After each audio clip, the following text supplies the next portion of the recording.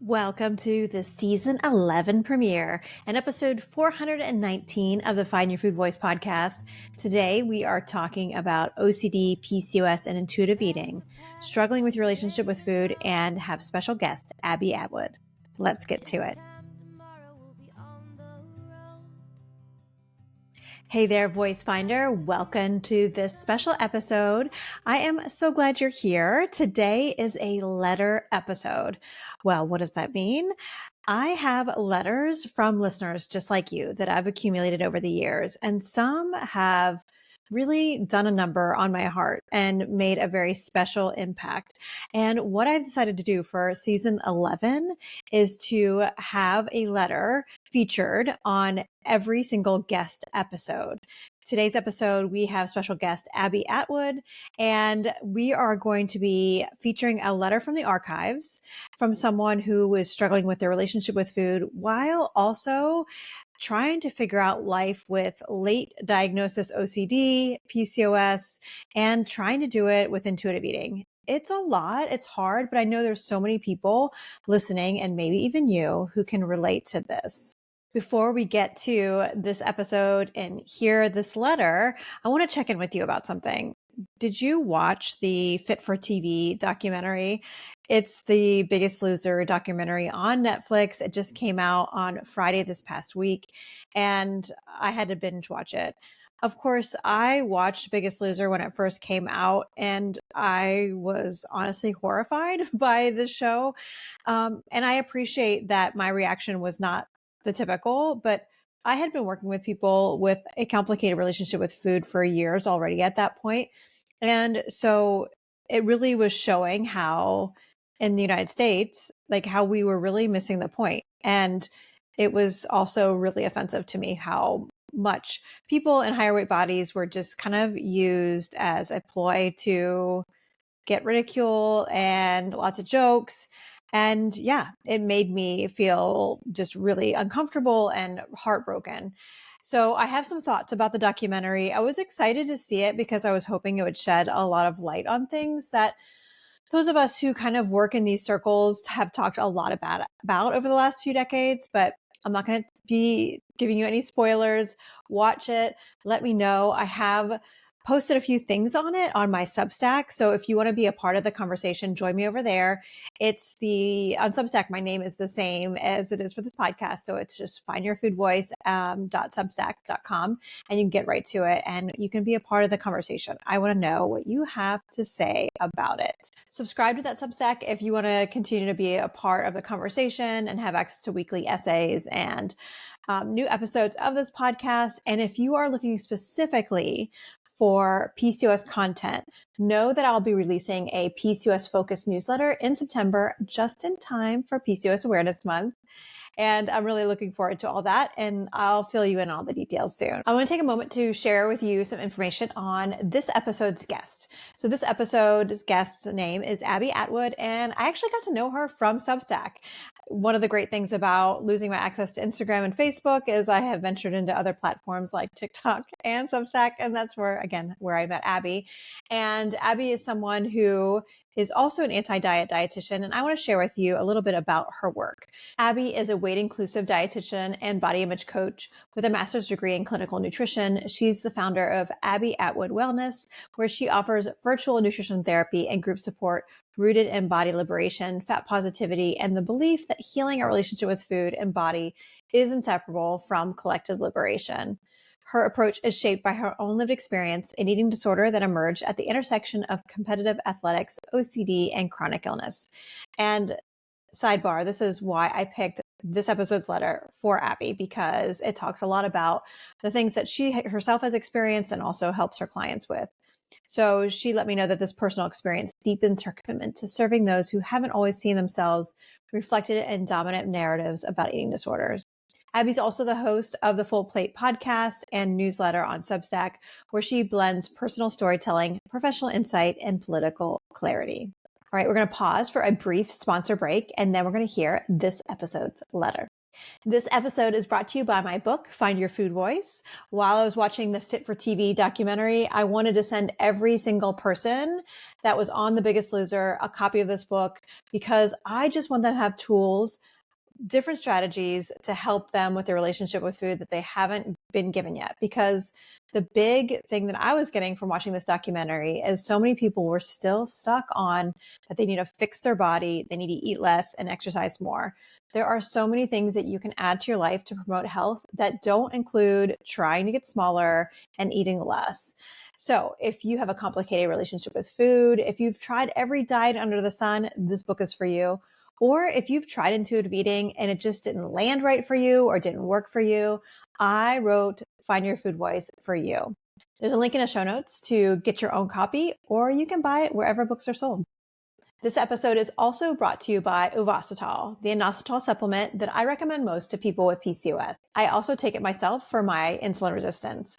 If you're looking for a new non-diet tool to add to your PCOS treatment strategy to balance blood sugar, decrease cravings, and increase energy, check it out in the link below in the show notes. Using that link in particular will save you 15% off this order and all future orders. All right, let's get to this episode's letter. Dear Food, since I was a little girl, everyone in my life told me not to eat too much of you, not at the wrong time, not the unhealthy versions of you, which according to my mom was almost everything, and definitely don't ask for seconds. I was told that my family didn't like fat people. I was asked if that version of you fit into my diet. I was asked if I was trying to gain weight. I don't have any memory at all of having peace with you. When I was 35, I was diagnosed with PCOS. The doctor told me to cut out a lot of versions of you and put me on a medication that made me sick. I found a great diet and lost a lot of weight, but I was starving. I felt hungry all the time. I was craving you, but denying you. Then the dam broke, and all I did was eat you, but in secret.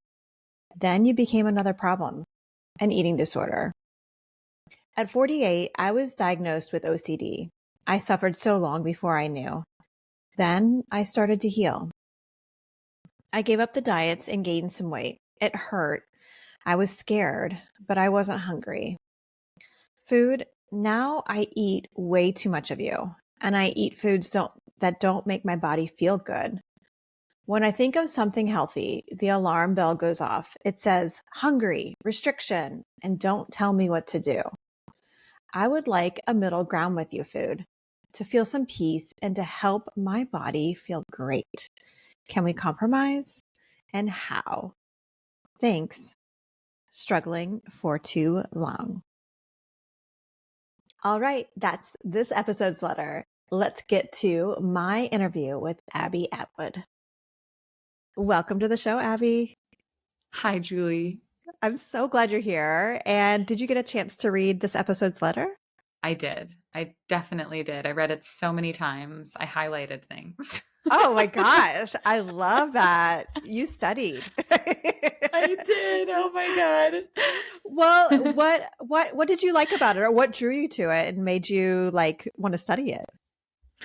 Well, I think I think that part of the reason I read it a few times and then highlighted things was because I just thought there was so much in it, like so many individual things, like pieces of Mm-hmm. this person's story that like I could kind of feel how it all layered on top of each thing, all the different experiences. And sometimes I think it's so hard for me because I do a podcast like you do. And if I don't kind of acknowledge like all the different components that are going on in a question or in a topic that I'm talking about, it's easy for me to get kind of carried away on one part. And I wanted to make sure I Mm. identified like, okay, God, there's all the stuff that's going on early on in life with the messaging around food. Then there's the PCOS and the extreme dieting and then the eating disorder and OCD. And now there's this phase of frustration and grief. And there's so many Mhm. layers to this, Yeah, I agree. There's something about working with clients And I often would see my clients get stuck in one part of their story Yeah. too. Yeah. And that's something that I often would refer to my spot in the room as the easy chair. Like there's something Yeah. about the easy chair of like seeing the whole big picture and like, but Yes. also like trying to hold all of it to show someone like this is why it's hard. Yes. It's really complicated and messy. And when you were reading through it, was there like kind of like a bird's eye view of like what you think is going on with this person? Like what do you think they're struggling with? Well, the first thing that I felt when I was reading it was just this belief that I think so many of us have had in some form of another, that there's something wrong with us, Mhm. you know? And that has been part of the story for so long. Like feeling like having this really broken relationship with food and body when you're young, and feeling like people are constantly sending you the message that food is conditional, like Mm. that it's only deserved at a certain time in a certain amount, with certain foods, and that anything outside of that is wrong. And then there's, something that I know personally through my own lived experience is I have multiple chronic conditions and I also have OCD.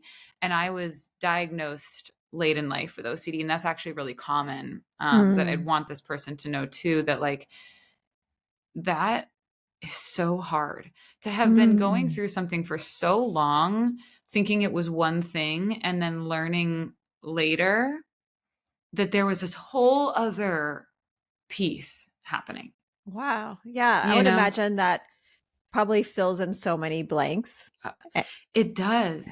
It yeah. like I feel like it gives you so much clarity, and then it also confuses everything you remember, Oh, that's you so know? hard. Yeah. Yeah, because you're thinking, oh my gosh, you're kind of replaying things and putting the pieces together, and it's confusing and it's complicated, and there's grief, and then you're healing through something else now, like it's a kind Mm. of, I don't know, it's hard. And so I guess the first thing that I felt was just wanting to tell this person, like, this is hard, and like Mhm. acknowledge that it's hard, Mhm. and that Mhm. it's not going to be a, quick overnight process. Right. Well, Right. especially with that foundational like lie that this person was told that there was something wrong Right. with them, that their Right. body was wrong, that they don't know how to manage their eating. Right. Um, and that whole foundation being just again like just such a really problematic thing to teach a child, you know, and then layer it on with all these other things that you're talking about.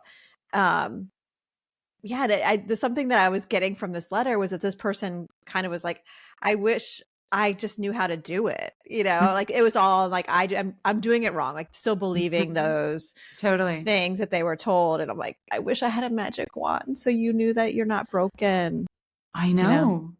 I know, Mhm. because like you just said, Julie, is like that they were taught that their worth lived in like restraint and quote unquote Mm. discipline, and that like their Yes. hunger was something to deny or manage, that fullness was failure, that food had this like right and wrong version, and you had to choose quote unquote right if you wanted love and approval and belonging. And all along you're thinking like food is the enemy, food is the thing I need to control, but like really that control was the problem. Like, Yes. you Yes. know, Mhm. and then the shame kind of keeps you on that leash chasing the control, Yeah. right? And then also like just the trauma of being told that you have to control food in this way, you know, Mhm. like we're not told we have to hold our breath, you know, like things that like we're supposed to Exactly. be doing just to like maintain our humanness. Exactly. Such a like horrible trauma. And there may be someone listening who's like, "Oh, I mean, come on, dieting's not trauma." Yeah. But Oh, no. no. I mean, denying the body its most fundamental need, Right. like, it's trauma. The Yeah. body remembers that. And I also Mhm. think, like, so they said at 48, they were diagnosed with OCD. Mm-hmm. And then that's at the point in the letter when they say, then I started to heal and I gave up the diet. So if you think about that, 48 years. Yeah. And I don't know Yeah. how old they are now, you know? Mm-hmm. Um, but I think really, really, really like sitting with that and remembering like how long you lived in that one way within that one belief system and with restraint, Mm-hmm. and Mm-hmm. denying and starving yourself. Like they said, starving and was hungry all the time. Mm-hmm. And that trauma, like you named, Julie, is that went on for so, so long that, like, of course, your body is asking for nourishment now. Of Mm-hmm. course it is, Yeah. and that also needing to honor how uncomfortable that is when your whole life you were told that that's wrong and bad. Yeah, yeah. Yeah, like when this part of the note, I think this is what you're referencing is Yeah. when this person says, I eat foods that don't make my body feel good. When I Yeah. think of eating something healthy, the alarm bell goes off. It says I'm hungry, restriction, and don't tell me what to do. And that piece, that kind of like pendulum swinging so like Yeah. violently, Yeah. that's when I would hear clients talk about this early on, that's what made me start to think of like, oh, this is like a trauma response. Like Mhm. they're Mhm. activating like, some people that I ended up working with for a long time were people who often had PCOS, but also were chronically living with anorexia, Mm. oftentimes not diagnosed because their body Of wasn't course. small enough. Yeah. I'm rolling my eyes if you're not Me watching. too. I was there. And Of course. of course. But and that was something people said all the time, and they got so frustrated with themselves. And after you hear things as a dietitian like 3 or 4 times, it's like, Right. oh, there's Right. some pattern here. Yeah. And so I ended up talking about it in my book too. Like when you, and it may sound so silly, but like if you go grab, I think in my book I talk about Paul, who is going to get like a smoothie. He saw a friend having like a green smoothie and it tasted good. And he was like, oh, I'm going to get one of those. And it like triggered all this, Yeah. Yeah. then like this, like going down this, rabbit hole on the internet on some like clean eating crap. And like, Right. it just cued it all. And for some people, it'll trigger the craving to diet again. And for other people, I Right. think majority of the time what I would see is for most people, it would trigger that craving to, oh shit, we're about ready to starve. I need to binge, or I need Right. to hoard food, or something in the realm of like I need to protect myself. And it comes from like the primal side of our brain, right? That's just trying to protect you. And that's why I'm like, oh my gosh, letter writer, you're not broken. Like No. you are successfully humaning. Like this is Yes. something that like Yeah, your you're body's doing, yeah, what it's supposed to do. yeah, yeah. And then I can't imagine because I don't, I have a lot of expertise in some of these areas that we're talking about, PCOS, but Yeah. not an OCD. Yeah. So I can't imagine having like that trauma activation and those thoughts with OCD. Could you shine some light with like what that looks like or what that experience is like? Yeah. I was just gonna go there. So you read my mind. Mm. I'm thinking like what I think what OCD can do in a situation like this is like, I think we all, if I back up a second, I think Yeah. diet culture really trains all of us to have this all or nothing, good, bad, black or white view with food in our body, right? And you can hear that in the letter itself. And you and I have both heard that a million times, And that, what I guess is important for folks to know if I don't have experience with OCD, is that is like times a million with OCD, Mm. right? Okay. Wow. A nickname for OCD is often like the doubt disorder. So you are really trying to be 100% certain that you're doing the right thing all the time. And that's where like the intrusive thoughts come in, or the checking, or the all that stuff Mm. is like, I need to be 100% certain that I'm doing the right thing. And so if you can imagine the way that we all feel, like trying to unlearn that food morality, trying to gain some neutrality with it, the food morality, yeah, Mm-hmm.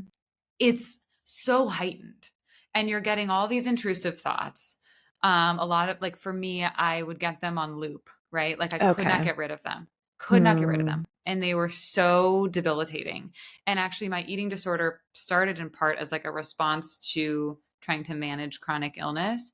And also, now that I look back and know more about having had OCD at that time, it was me trying to manage a lot of the intrusive thoughts because they were Oh, so wow. overwhelming and so painful and so constant that controlling food and creating rituals and rigid behaviors around food and exercise was a really effective way to like funnel all that energy and kind of distract myself from them and at least feel like I was like checking the boxes, if that makes sense. Yeah.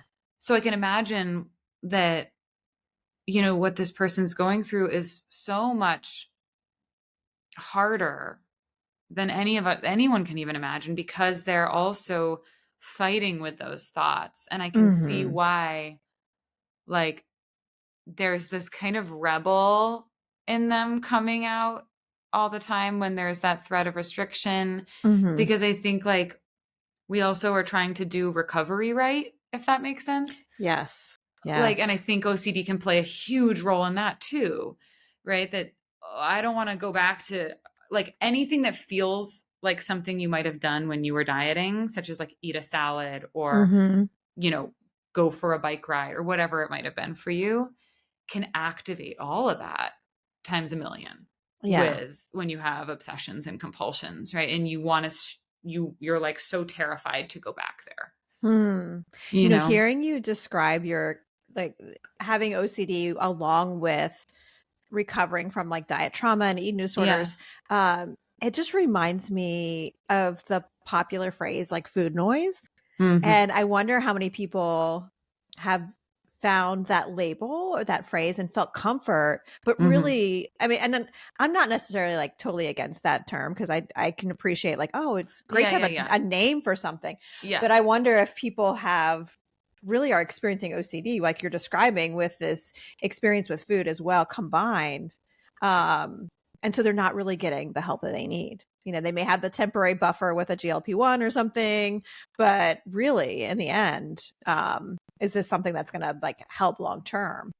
Such So, a good point, Julie. Like that is the danger of us, you've talked about this forever too. Like the danger of us just prescribing weight loss or, mhm, thinking that that's the fix and not actually asking the deeper questions to help somebody mhm, figure out what's truly going on. Like yeah, absolutely. And I think like yeah, I don't have a problem with the phrase food noise. I have a problem with the way that it's been like mhm, defined and framed in this day and mhm, age as some problem we need to fix when usually it's just yes, an experience we're having from mental, physical, emotional restraint with food.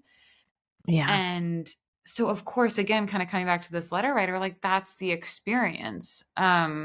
mhm, mhm, And it can make that noise feel so much louder with OCD, right? yeah, So, like, whatever noise somebody without OCD is hearing, somebody with OCD is hearing that at like an at times 100 volume on repeat, wow. you know? That just sounds so debilitating. Like, I don't know how someone could actually like I don't know, take care of people in your life or go to do a job. I mean, that's just is like that's so much. I know people are doing it all the time. Like Yeah. they're living their life and finding a way, but especially by continuing to restrict, and enforcing that kind of Yeah. noise to kind of still be there. And um for someone like this letter writer, Yeah.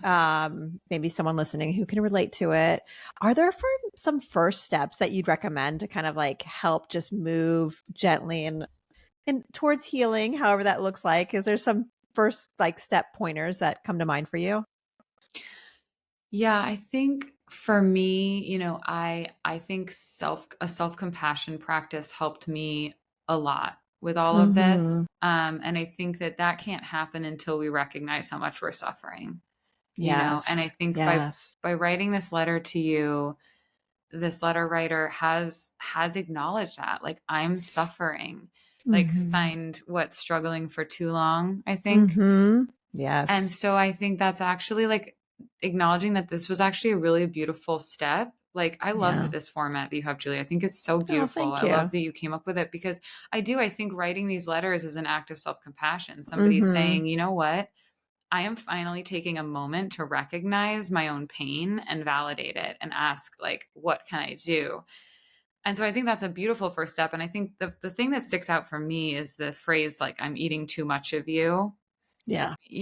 And so I think one thing that I would do is try to reframe that really gently, like lovingly, that I think that it's really difficult for us to ever really define what too much would be.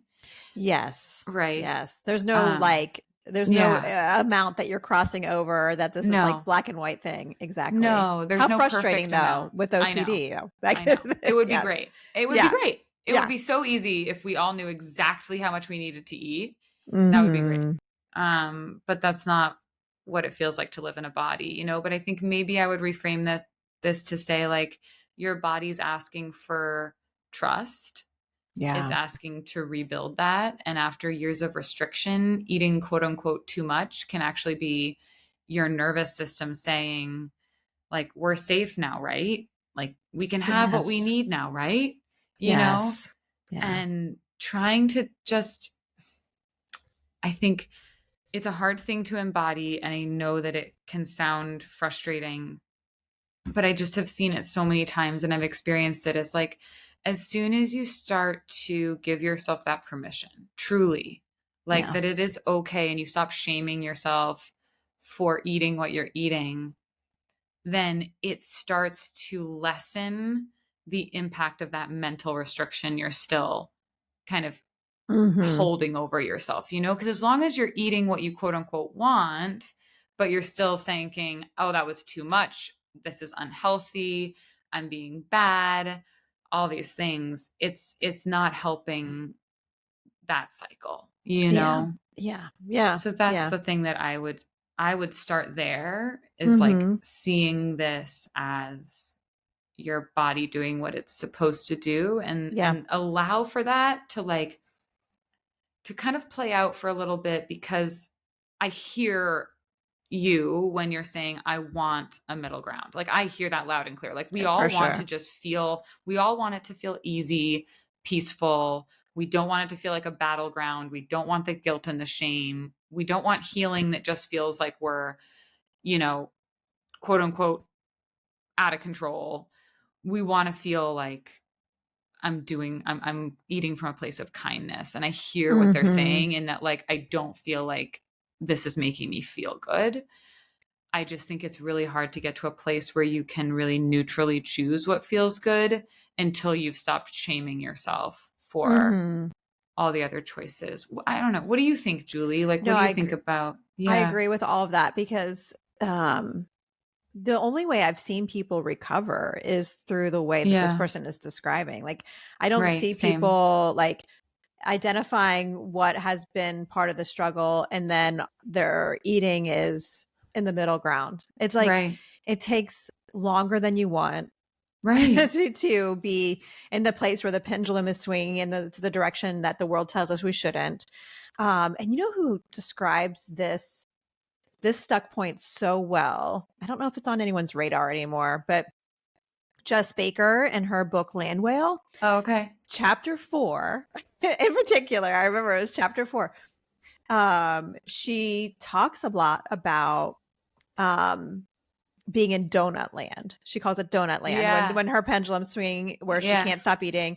And she actually has some quotes in there when she interviewed Deb Burgard, who's really well known, Bay Right. Area psychologist, and Deb talks all about like, yeah, there's going to be a pendulum swing between Yeah. diet land and donut land, and it takes longer than you think, I really, to know. get to a place where the pendulum eventually is more in the middle, but it doesn't go right in the middle. Like Yeah. it's always going to kind of be going back and forth because of many different reasons, and especially because we live in this world that's constantly pulling us towards diet land. Yeah. um Yeah. but the healing happens, but it takes so much patience. And I think that's where I think about, like, I'm so glad you shared your lived experience, because Yeah. knowing other people who are a few steps ahead, I think, has so much power for healing. So getting to know as many people with lived experience who are also probably invested in weight inclusive nutrition probably is like one little side thing that I would encourage you to have with it. Yes. But Yeah, just so you can see, okay, this is what's ahead. Okay, it's worth it to keep going, keep going. So, yeah. I think one thing you just said that really stood out to me was like, and I fully agree, and it's what I see too, is like it takes longer than you think. Hmm. It's gonna take as long as it takes. And part of that is learning to sit with the discomfort of that. Like, because whenever kind of this, like, we start to feel this friction, it's like we're coming up against this idea that we're doing something wrong, that we've gone too far, that we're eating too much, that we're, you know what I mean? Like, Hmm. and that's what, this experience is like, I just want the middle ground already, I just want that Yes. pendulum to be in the middle already. But Hmm. if you force that pendulum in the middle, you're engaging back in diet land, Hmm. It right? gets And really slippery. it is. Yes. And so you have to let that pendulum fall there on its own. And so what that reminds me of in like kind of practices that help often for folks with OCD is actually distress tolerance, right? Like having Yes. an urge, having Yeah. a compulsion, dealing with the intrusive thoughts, and learning slowly how to tolerate that. And it's very similar to tolerating that pendulum for a while, Hmm. Hmm. So I think ultimately remembering that peace is never going to mean perfection, Yes, ever, 100%. Yeah. And that may and be always irritating. I would yes. imagine. Yeah. Yeah. And something I want to add to this conversation, and I know we need to wrap up, but something I want to add to this is, and I cannot remember this dietitian's name, but I'm going to find it after we hang up and put it Okay. in the show notes. There was someone who was talking about an alternative to the pendulum. And Mhm. this dietitian said, instead of a pendulum, what if it's like a slingshot? And I was like, Mhm. ooh, this is good. And they were just like building on the metaphor. And I'm like, that may Yeah. even be helpful too for you, Yeah. letter writer, or anyone who can relate. Like, there's parts of your conversation in your head, there's parts of our society, and also your body having this diet trauma that are like pulling that slingshot back in and Totally. repairing things to prevent that like pull back is Totally. another way to look at it. So anyway, oh my gosh, I we could like keep that. talking I forever. know. I wish we could, but alas, we need to wrap it up. But something I want to tell the listener is like, I got to know you because of joining Substack, and I feel like I've missed out on like connecting with colleagues of mine because I'm not on Instagram anymore. And so I'm so glad Substack introduced me to you. I know. And just in case, I'm sure they've already heard about your podcast and your work, but just in case someone's new to your work, tell us about the work you're doing and where people can learn more about you. Yeah, well, first, I know I could keep talking to you Yeah. forever. So thank you for having me, and I love Yes. this letter and I love the format. I yeah, I'm on Substack now. So I used to have just a newsletter, but now it's all kind of on Substack, and so that's at abbyatwoodwellness.substack.com, I believe. Yeah, that's how Mm-hmm. Substack does it. Yes. And then I do have a podcast which is kind of linked to the Mm-hmm. Substack now, and it's called Full Plate, and so that comes out weekly, and kind of covers similar topics to you, Julie, like Mm-hmm. body image, but really taking the lens of like liberation and social justice and looking at oppressive Nice. systems. And Great. I'm not a fluff person. So I don't, it's not just like it's not an intuitive eating podcast, I Mm-hmm. guess. Mm-hmm. It's yeah, like a lot, like goes a lot deeper. So I do that. And then I have group and client work that I do. And I'm also, I guess I'm mainly on Instagram and Substack. That's kind of where I Yes. am. Yeah. Awesome. Well, of Yeah. course, we'll put everything in the show notes like we do. Amazing. Yes. And I appreciate you. And I'm so glad that we actually got to meet. And thank you for joining me. Oh, thanks, Julie. Thanks for having me. So there you have it. That's my conversation with Abby Atwood. Before you go, just know that I'm going to have a letter back from food in just a minute. But before I get to it, I want to say thank you for listening to this episode. And remember, this episode is brought to you by my Find Your Food Voice book. If you have a complicated relationship with food and you struggle in a similar way as this episode's letter writer, definitely check it out. I have lots and lots of tools in there that I think you will find helpful along your journey to reclaiming your food voice. This episode is also brought to you by Ovasitol, my favorite inositol supplement to help those of you with insulin resistance and PCOS. You can get 15% off your order by using the link below in the show notes. All right, are you ready for this episode's letter back from food? I'm excited to read it to you, but I want to say before I read it, thank you again so much for listening to this episode. And I look forward to being back in your ears in another 2 weeks. Where we're going to have a group chat with the Find Your Food Voice team. But until then, stay connected over on Substack, and I look forward to being in your ears in 2 weeks. Dear Struggling for Too Long, we know you've been working at healing your whole life and are frustrated with how complicated it is. We wish you didn't blame yourself for this messy process. You're doing brave work. You're doing the work that all of us need to do to recover, heal, and learn how to feed ourselves. There's no timeline.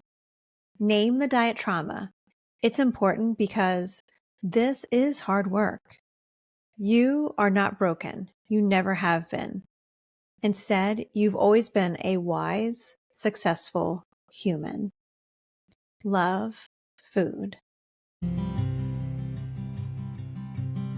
Home is with you wherever that may